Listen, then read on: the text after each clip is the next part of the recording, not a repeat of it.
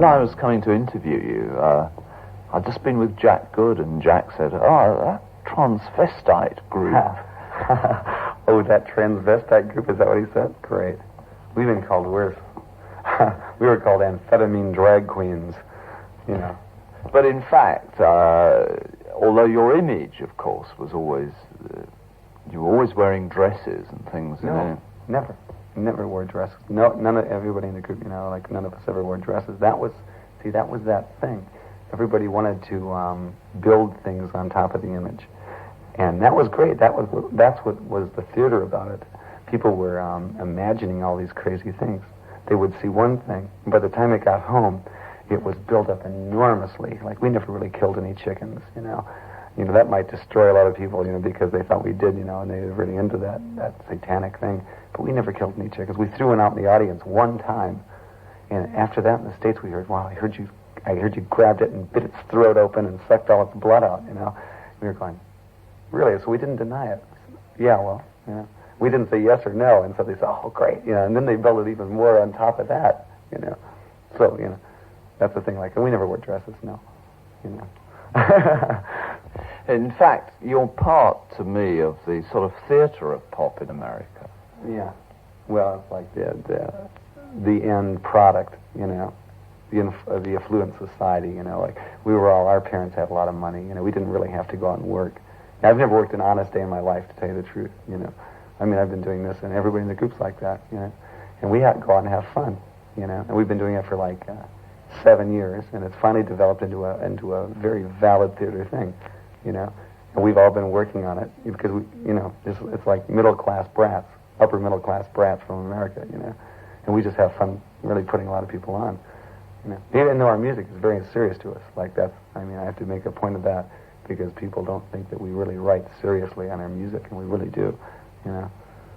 In fact, if you can tell us something about your music of the album that's out here. There's going to be an album out very soon. Yeah, it's like, well, if anybody's like acquainted with Love It to Death over here, I really don't know what the thing was.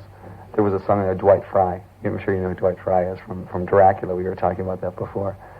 And the music on Killer is more or less a psychodrama. A lot of it's very psychodramatic. There's a song called Dead Babies on it. There's a song called Desperado, Killer, which is the theme song of the album. And it's the lyrics and the music is it puts you in a mood where you're very, like, sort of edgy about the whole thing, you know, because it puts you in that black humor mood. And that's sometimes a very uncomfortable place to be in if you're not ready for it, you know. Yeah. But of the album that is out here, you would pick Sunrise. Rolf Harris wrote that, you know. Remember Rolf Harris? I don't even know if is he still here? Yeah, he's great. I really like him. But anyways. Now, your version of Sunrise is very different to Rolf Harris. I know. What we did was when we first listened to it, we took his version, we put it on 33, and listened to it slowed down, you know. And that's why we recorded it a lot slower, and it had such emotion, such an energy to it, but in a slow way, you know. So we used it with the electronic guitars, doing the long feedbacks, you know, for those notes. Yeah, that was a very popular cut in the States too. Sunrise was. Which one do you like most on the album, and why do you? On Love It to Death? Dwight Fry, for the main reason that it is a totally new direction for rock music. I mean, it's actually incorporating theater in an album.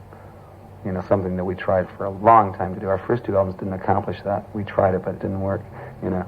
And so finally we got with a producer that really knew how to do it, knew how to arrange it and put it right on the tape, you know, and really you get that feeling when you hear it when it first comes on. When one thinks of theatre of pop, one always thinks of Frank Zappa, and you were associating with him earlier on. Yes, he's actually just really a good friend of ours, you know. And he brought us into the recording business with his new label, Bizarre. And business things didn't work out, so we didn't really work with him after that. But I just saw him last week, and his new act is incredible. You know, with the 2 of the Turtles, Mark and Howard, and they are hilarious. But you yourself are sort of more than pop artists. You're entertainers. Yeah. And that's something that went out of rock business. It got to a point where rock was nothing but how good could you play that solo, and how much blues did you know, and how technical were you with that type of music. And I'd go to a concert myself, you know. That's why I just quit going. I'd go and I'd see 3 groups, you know, and I'd be impressed. There'd be a drum solo, there'd be a guitar solo, you know. They're very good, but still, I went home just going blah. You know, I don't care how good they are. There was blah, you know. And that's what we incorporated. When they went home, they went, phew, you should see what I saw. Boa constrictors, you know, and electric chairs and straight jackets and things. Now, to me, that means more, you know. I mean, like that. And that's the way we feel. So we go about our concerts as far as impressing people deeply, you know. And they never get to see all what really went on. We did so many things up there, so many vehicles, that they have to come back and see it again. And by the time they come back, we've changed it all. So that's great, you know, just like perpetual motion as far as the theater goes in it. You said earlier on that you're sort of middle-class brats. What do your parents do, in fact? My dad's a minister in Arizona. He's a missionary, but he doesn't get paid for being a missionary. He's an electronics engineer.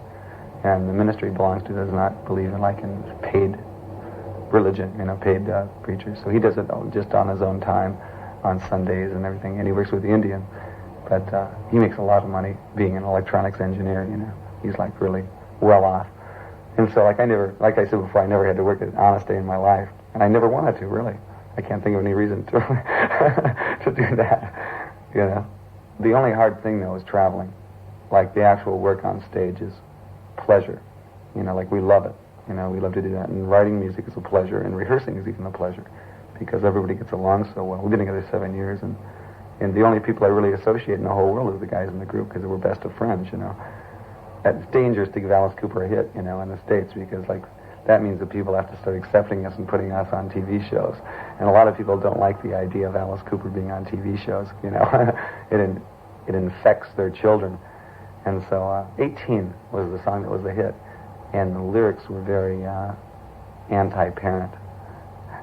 And that actually became the hit for that reason. Because kids at that age, you know, 18, 16, 17, you know, there's a definite rebellion against parents, and everything that the parents don't like that they like, you know. And that's what we are, really. You know? Parents hate us so much. They don't want their kid coming home with eye makeup on, you know, if he's 14. And there's no reason to say, you know, I mean, there's no reason for him not to come home with makeup. That doesn't mean anything, you know. If it makes him look better, great, you know. 18.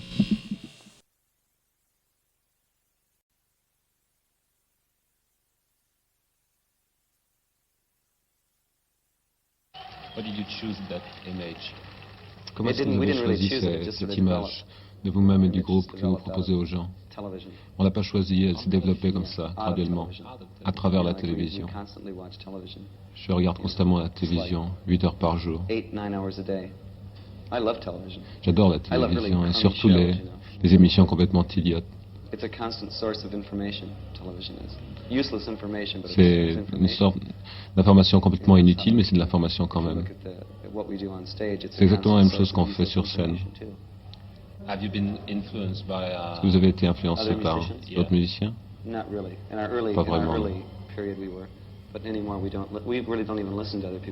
On n'écoute pas tellement les autres types. Comme je le disais, c'est la télévision qui vous donne vraiment la forme de ce qu'on fait. De midi à 6 heures. 6 heures de télévision, ça vous donne une idée d'un certain système, et c'est ce système qu'on a sur scène. C'est comme ça qu'on arrange la musique. C'est ça que je voulais dire quand je disais que la musique vient directement de la télévision, qu'elle se développe à travers la psychologie de la télévision. Quand vous regardez la télévision, vous n'avez pas besoin de votre intelligence, vous avez juste besoin de votre mémoire.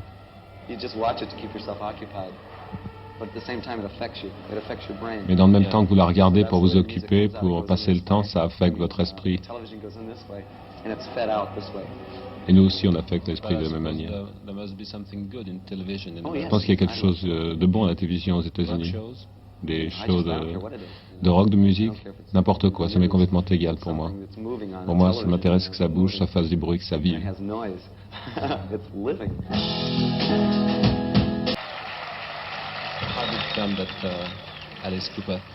Comment est-ce que ça passait le titre Alice Cooper? Qui a choisi?